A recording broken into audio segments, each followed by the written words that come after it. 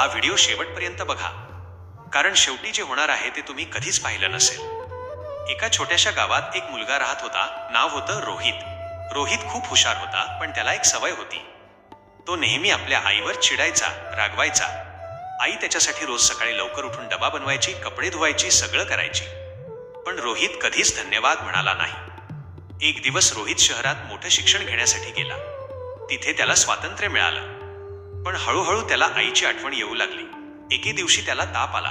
कोणीही विचारायला नव्हतं, कोणीही औषध देणारं नव्हतं, कोणीही डोक्यावर हात ठेवणारं नव्हतं. त्या रात्री त्याला एक गोष्ट जाणवली.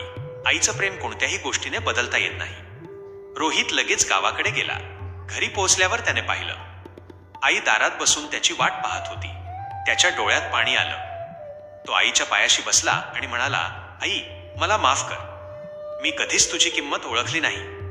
आई हसली आणि म्हणाली, बाळा, आई कधीच रागवत नाही. आईचं प्रेम नेहमी तसंच राहतं. त्या दिवशी रोहितला आयुष्यातली सर्वात मोठी शिकवण मिळाली. जगातलं सर्वात खरं आणि निस्वार्थ प्रेम म्हणजे आईचं प्रेम. आई असताना तिची किंमत ओळखा, कारण वेळ निघून गेल्यावर फक्त आठवणी उरतात. आईवर प्रेम करत असाल तर या व्हिडिओला लाईक आणि सबस्क्राईब करा. धन्यवाद.